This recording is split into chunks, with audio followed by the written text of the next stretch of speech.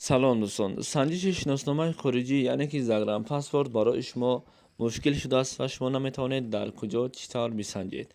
و ما پیش راه این مشکل شما را گرفتیم. شما اکنون میتوانید در خانه نشسته پاسپورت های خود را بسنجید و جواب درست را بگیرید.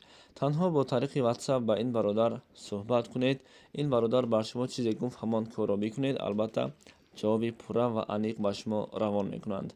و امروزها هم ای کار را رایگان نمی شود کرد، یعنی که اینها حق کاریشان را نیز می گیرند. به شما برای کار. السلام علیکم دوستان عزیز، روزتان بخیر. بر شما سلامتی خواهان هستم. امروز سه شنبه هفتم اکتبر.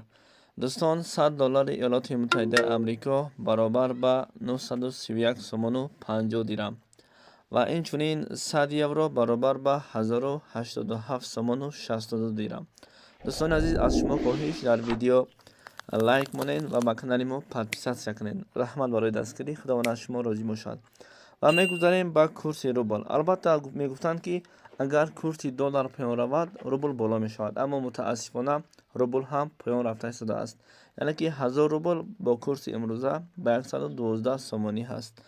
و اینچنین دوستان عزیز، با خواهش بعضی از برادران درباره یوان نیست بر شما معلومات میدهیم. کسایی که در اختیار هستند 100 یوان با پول تاجیکی خودمون 130 سوم و 33 دیرم برابر است. و اینچنین کسایی که در قزاقستان هستید و میخواهید که درباره کورس قزاقی معلومات گیرید، پس 10,000 تنگه پول قزاقستان برابر به 170 سوم و 70 دیرم تاجیکی خودمون است. بر شما سلامتی خواهان هستم.